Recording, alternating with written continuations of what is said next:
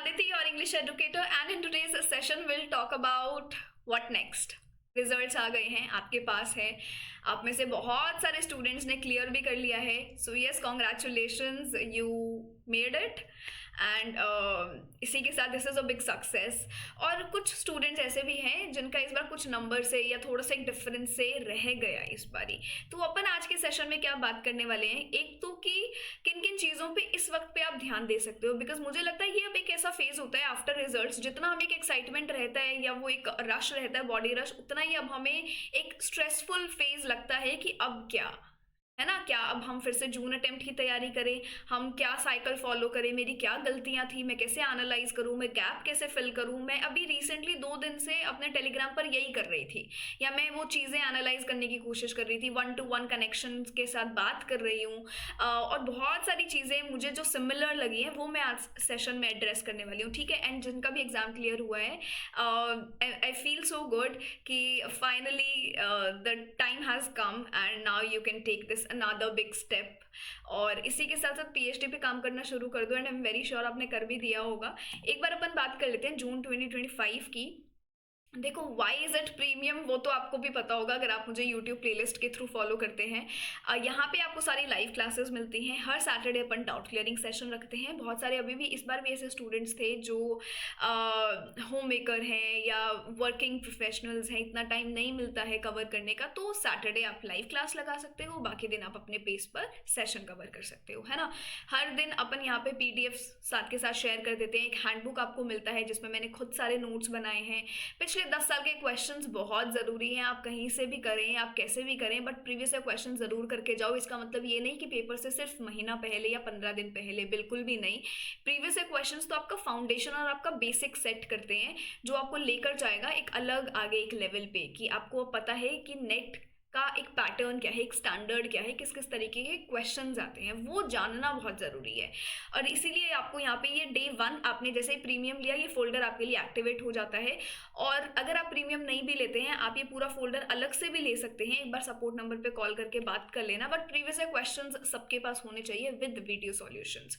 ठीक है. और हमेशा इस बार भी जैसे एक चीज़ देखने को मिली थी कि एक स्टूडेंट ने आके बोला कि मैम हम पढ़ के तो बहुत गए थे, चीज़ें मुझे आती भी थी, बट मैं उसको प्रैक्टिस में नहीं लेकर आ पाया. मतलब कहने का कि जब एग्जामिनेशन हॉल में आपको क्वेश्चंस दिखते हैं वहाँ पे हम डगमगा जाते हैं, बट हमने पढ़ा बहुत था. कहने का मतलब ये है कि अपन ने इतने प्रैक्टिस नहीं करी थी एग्जाम से पहले, या हम डेली बेसिस पे इतना प्रैक्टिस नहीं कर रहे थे, क्वेश्चन सॉल्व नहीं कर रहे थे.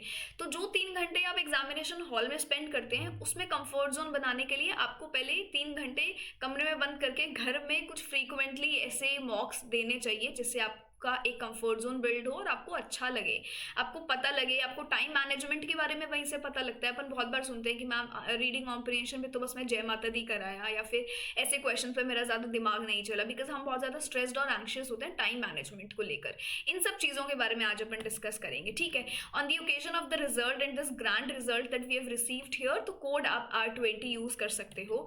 और इसी के साथ अपन संडे को मिल रहे हैं जयपुर, आप विजिट कर सकते हैं. जिसका क्लियर हुआ है वो तो बिल्कुल, और जिसका नहीं हुआ भी, ऐसा नहीं है कि इनविटेशन आपके लिए नहीं है, ये सबके लिए है. अपन यहाँ पर हर चीज़ से रिलेटेड बात करेंगे. अपनी सारी फैकल्टीज ऐसी हैं जो PhD कर रहे हैं इस वक्त पे, बहुत एक्सपीरियंस्ड है. आपको पूरा फुल टाइम इंटरेक्शन देखने को मिलेगा, कनेक्शंस बिल्ड होंगे. So I feel one time opportunity है, बिल्कुल यूज़ करके और मिलने आना चाहिए. तो संडे जिसके लिए भी पॉसिबल है, जयपुर आप ज़रूर मिलने आना. और टीम के साथ आप अपना स्कोर कार्ड शेयर कर सकते हो. ठीक है. टीम के साथ स्कोर कार्ड शेयर करना, नंबर भी मैं आपको दे दूंगी, आप कांटेक्ट कर सकते हो या सपोर्ट नंबर पे कॉल कर सकते हो. ठीक है जी. अपन बात कर रहे हैं भाई व्हाट नेक्स्ट. अब हम क्या करें, हम बहुत ज़्यादा स्ट्रेस्ड हैं, क्या हम शुरू से शुरुआत करें या हम कैसे उस चीज़ को पिक करें, है ना. इस चीज़ के ऊपर बात करना है. सबसे पहली चीज़, मैंने अलग से इसके ऊपर एक वीडियो बनाया था कि भाई आपका रिजल्ट कुछ भी हो, आप रिस्पॉन्स शीट को डाउनलोड ज़रूर कर लो. बहुत सारे स्टूडेंट्स होते हैं जो सिर्फ रिजल्ट देखते हैं, उनको वो कैलकुलेट करने से कोई मतलब नहीं है. तब भी मैंने बोला था कि रिस्पॉन्स शीट डाउनलोड करके रख लो, बजाय उसको कि चाहे कुछ भी मत देखो. आपको ये चीज़ आगे बहुत काम आती है. क्यों काम आएगी? एनालाइज करने में. ये चीज़ हम कभी नहीं करते हैं. आप में से अभी भी बहुत स्टूडेंट्स होंगे शायद पढ़ना भी शुरू कर दिया होगा, बट ये नहीं देखा है कि मेरे पिछले पेपर में गलतियाँ कहाँ थी. अपन क्या करते हैं, पेपर क्लियर नहीं हुआ, बहुत स्ट्रेस्ड है, किताब खोल के फिर से बैठ जाएंगे, रिवाइज करने लग जाएंगे. बट ये तो देखो गलतियाँ थी कहाँ पर. कैसे हमारा पेपर रह गया, कैसे क्लियर नहीं हुआ, कौन कौन से एरियाज में मेरी कमियां थी, क्या मैं टाइम मैनेज नहीं कर पाया या मुझे क्रोनोलॉजिकल ऑर्डर नहीं आता था। ये चीज़ें कैसे पता लगी कि जब ऑलरेडी मैंने एक ट्रायल अटेम्प्ट इधर दे दिया है। रिस्पॉन्स शीट, कट ऑफ लेके बैठो, रिस्पॉन्स शीट को लेके बैठो, एनालाइज करो, कंपेयर करो, फिर अपना एक डिफरेंस यहाँ क्रिएट करो। और चीज़ें साथ में हमेशा कॉपी और पेन होना चाहिए, पता नहीं हमारे पास क्यों नहीं होता है। मेरी तो खैर इतनी अच्छी मेमोरी नहीं है, तो मैं हमेशा लेकर बैठती हूँ कि मैं छोटी छोटी चीज़ें भी भूल जाती हूँ। So I try to note them down, है ना, I try to note them down. और ऐसा ही मैं स्टडी प्लानर के साथ करती थी। मुझे हर दिन का स्टेटस चाहिए होता था कि मैं हर दिन में क्या क्या कर रही हूँ, ताकि मुझे ध्यान रहे एक हफ्ते के बाद कि भाई मैं पढ़ रही थी पहले भी, है ना। मुझे ऐसा नहीं है कि मैं कुछ नहीं कर रही हूँ या अपना टाइम वेस्ट कर रही हूँ। I have been actually reading, it is all a mind game.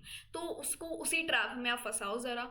तो रिस्पॉन्स शीट को देख लो, अच्छे से एनालाइज करो, कट ऑफ के साथ कंपेयर करो। नहीं हो पा रहा है तो मैंने बहुत सारे स्टूडेंट्स का रिस्पॉन्स शीट लिया है टेलीग्राम पर, जो बहुत स्ट्रेस्ड थे कि अपन मिलके 1-on-1 एनालाइज करेंगे, मैं आपको खुद बताऊंगी कहाँ पे आपकी ज़्यादा मिस्टेक्स थी। तो ये चीज़ आपको भी खुद से बैठकर करनी है, ठीक है।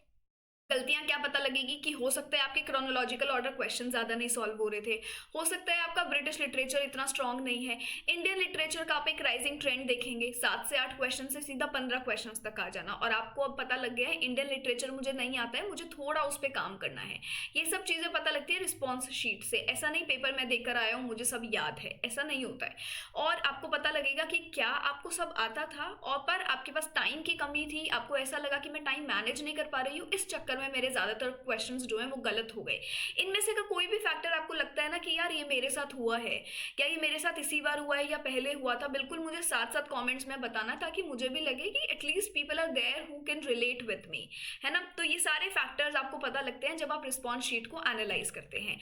दूसरा, आपको पता लगता है कि आपने ऐसे बहुत सारे क्वेश्चंस गलत किए हैं जो प्रीवियस ईयर क्वेश्चंस में ऑप्शंस में पूछे जा रहे थे। For example this one writer Urmila power या अरुण कोलातकर, जेजुरी किसका वर्क है, ऐसे क्वेश्चंस पहले के पेपर्स में पूछे जा रहे हैं और इस बार भी मैं गलत करके आई हूँ। मतलब कहने का आपने प्रीवियस ईयर पेपर्स को अच्छे से सॉल्व नहीं किया है, या आपने अच्छे से क्वेश्चंस को प्रैक्टिस नहीं किया है कि यार मुझे थियोरी तो पता है, मुझे पता है हार्लेम रेनेसां क्या होता है, कौन कौन राइटर्स हैं, हर राइटर का क्या मुझे मेजर वर्क पता था, या मुझे पता है हार्लेम रेनेसां का टाइम पीरियड, या ये सब। तो प्रैक्टिस मैंने क्वेश्चंस में उनको सॉल्व किया कि नहीं किया। जैसे आपको पता है कि हार्लेम रेनेसां के ये इंपॉर्टेंट फिगर्स हैं, एक बार के लिए क्वेश्चन आ जाता है कि which one of them is not the member और not associated with the Harlem Renaissance. हम तो सब कुछ वहीं भूल जाते हैं। ऐसे क्वेश्चंस से रूबरू होना बहुत ज़रूरी है, प्रैक्टिस में लाना बहुत ज़रूरी है।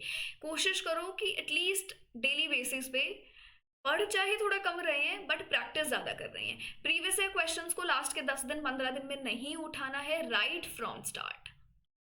इसीलिए वो जो इग्निशन बैच है ना अपना, प्रीवियस 10 साल के जो आपको पेपर्स मिलते हैं, वो डे 1 से ही एक्टिवेट हो जाता है कि बच्चा साथ साथ में अब उसको देखना शुरू कर दे, ठीक है। और एक मेजर रीज़न होता है आपका, वो ये होगा कि मैंने सब कुछ पढ़ा है, मैंने बहुत पढ़ा, मैंने बहुत नोट्स बनाए, बट मैंने क्या नहीं किया, मैंने रिवाइज अच्छे से नहीं किया, मैंने रिवीजन पे इतना टाइम नहीं दिया। मुझे ऐसा हमेशा लगा कि मुझे चीज़ें याद ही है, मुझे क्यों पढ़नी है। बट जब तक आप चीज़ों को दोबारा दोबारा पढ़ नहीं रहे हैं, उनको देख नहीं रहे हैं, नज़र से निकाल नहीं रहे हैं, मतलब आप कहीं ना कहीं तो मार खा रहे हो, है ना।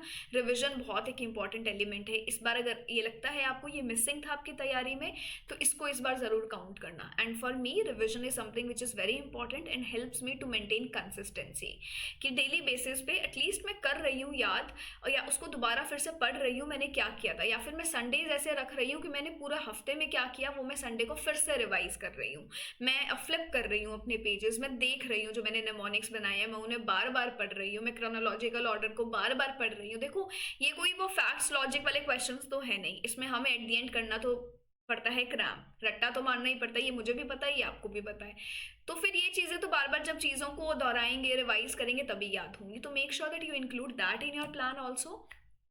सबसे मेजर कंसर्न पेपर 2 तो बिंदास इतना अच्छे से किया ना हमने कि मैम आप पूछो मत, क्या नहीं किया पेपर 1, क्या नहीं किया डेली बेसिस पे, डीआई सॉल्व नहीं किया, क्वेश्चंस नहीं करे। सबसे पहला मेजर क्वेश्चन होता है पेपर 1 के, प्रैक्टिस नहीं किया आपने। अगर आप इसके क्वेश्चंस भी कर लेते हैं ना हर यूनिट के वाइज भी, तो भी आप अपना एक यहाँ पे ग्रिप मेंटेन करके रख सकते हैं। सो मेक श्योर दैट पेपर 1 आप इंक्लूड कर रहे हो। एंड मानो या ना मानो, मैं हमेशा बोलती हूँ कि paper 1 is your saviour, make paper 1 your companion. जिस दिन आप पेपर 1 को ठान लेंगे कि मुझे अपना डिवाइड करना है टाइम, और पेपर 1 पे मुझे करना ही है डिवोट, तो मतलब करना ही है, शुरू कर दो पेपर 1 को। नहीं किया इस बार तो। दूसरा, ना मेरे पास कोई प्लानर है, ना मेरे पास कोई एग्जैक्ट स्ट्रैटेजी है, यहाँ से भी पढ़ रही हूँ, वहाँ से भी पढ़ रही हूँ, जहाँ से समझ आ रहा है कुछ भी हम देख रहे हैं in order to just cover the syllabus. Strategy होनी चाहिए, तैयारी हो रही है क्रोनोलॉजिकल ऑर्डर में, ये पता लगेगा जब आप प्रीवियस क्वेश्चंस देखेंगे कि पेपर ही ऑर्डर में पूछा जा रहा है, तो तैयारी तो ऑर्डर में होनी चाहिए। राइटर्स के जब ईयर ऑफ बर्थ के अकॉर्डिंग मैनेज करना है तो वो कैसे अरेंज करोगे, सबका ईयर ऑफ बर्थ थोड़ा ना याद करोगे, बट अगर पूरा ब्रिटिश लिटरेचर ही क्रोनोलॉजिकल ऑर्डर से करोगे तो बैक इन द माइंड चीजें याद रहती है। एक प्लानर जरूर हो, वरना क्या होगा, फॉर एग्जाम्पल लिटरेरी टर्म्स आपको करनी है, अब आप एक एक दिन में 40-40 टर्म्स याद कर रहे हो, क्या आपको उसमें याद रहेगा? यही आप डेली की 5 टर्म्स कर रहे हो तो आपको वो याद रहेंगी। ये चीजें प्लान करनी बहुत जरूरी है। जैसे मैं आपको एक टेम्पलेट दिखाती हूँ, ये मैं यहाँ पर आपको दे रही हूँ ग्लॉसरी टर्म्स।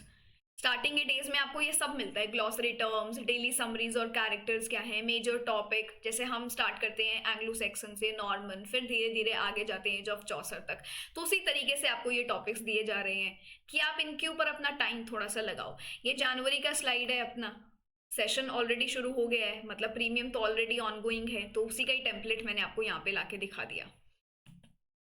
अब इसके साथ साथ कोई भी क्वेश्चन है, कोई डाउट्स है, कोई क्वेरीज हैं आपकी, वो आप बिल्कुल ग्रुप में पूछ सकते हैं। एंड ऑल्सो ग्रुप बहुत ही अच्छा है, I am very fortunate to have so many students in the group. इतने ज़्यादा फिगर्स नहीं हैं, बट जितने भी हैं they mean a lot to me, बहुत इंटरैक्टिव हैं, हर बात का जवाब भी दे रहे हैं, और इसी के साथ साथ they try to engage in discussions. और सबसे अच्छा मुझे एक एलिमेंट लगता है यहाँ पर कॉल फॉर पेपर्स की, जो भी ऑनगोइंग कॉल फॉर पेपर्स है वो मैं शेयर करती हूँ, और आपको वो प्रेजेंट करना है, आपको सिर्फ पढ़ना है तो आप पढ़ सकते हैं। And so many of them are interested also, ये चीज़ आप कर सकते हैं। दूसरा, हमेशा अपनी फील्ड के लोग ज़रूर होने चाहिए आसपास में, ताकि आपको ऐसे अलिनेटेड नहीं लगे कि यार मैं अकेले ही तैयारी कर रही हूँ। तो कभी कभी हमें एक पुश की ज़रूरत होती है, जो मिलती है जब हम यूट्यूब प्लेलिस्ट या यूट्यूब लाइव क्लासेस देख रहे हैं, क्विज अटेंड कर रहे हैं, किसी का भी कर रहे हैं, ज़रूरी नहीं है मेरा कर रहे हैं। मेरा अगर आप करते हैं तो मेरी क्लासेस का टाइमिंग्स है 5 PM,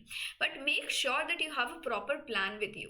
अब कहाँ से शुरू करना है? सबसे पहले आपको रिस्पॉन्स शीट पे अपना टाइम इन्वेस्ट करना है। 2 से 3 दिन अपने लिए लो कि क्या आपका एक स्ट्रैटेजी रहेगा, आपका प्लानर किस तरीके से रहेगा, आपको कौन सा टाइम सूट करता है, आप मॉर्निंग पर्सन है या आपको पेपर 1 मॉर्निंग में अच्छा लगता है या पेपर 2 मॉर्निंग में अच्छा लगता है, आपको रिविजन कब अच्छा लगता है, बेड टाइम के वक्त या सुबह सुबह उठते वक्त, ये सब आपको डिसाइड करना है। ये आपके ऊपर मैं छोड़ के जा रही हूँ कि 2 से 3 दिन आप अपने लिए लेंगे, और इतने में हम थोड़ा सा बैक टू रूटीन आ जाएंगे। And then of course YouTube पर तो आपको फ्री क्लासेस सारी की सारी देखने को मिल ही रही हैं, बट आपको लगता है कि आप चीज़ों को ढंग से चैनलाइज नहीं कर पा रहे, और आपको लगता है कि आपको मेरा समझ आता है, तो आप एक बार यूट्यूब प्लेलिस्ट देख लेना। इफ़ दैट फिट्स यू तो आपको प्रीमियम बिल्कुल अच्छा लगेगा।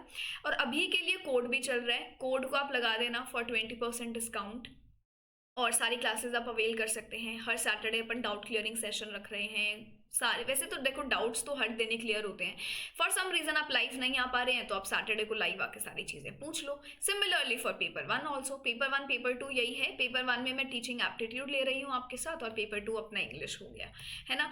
इससे कुछ भी हेल्प मिली हो मुझे ज़रूर बताना। और इससे मुझे याद आता है, देखो ऑफलाइन क्लासेस तो अपने पास है ही, एड्रेस आपको दे दिया है, this is also the same address, Gopalpura bypass road पर, जहाँ पर अपना अभी संडे को मीटअप होगा। So make sure that I get to see your faces.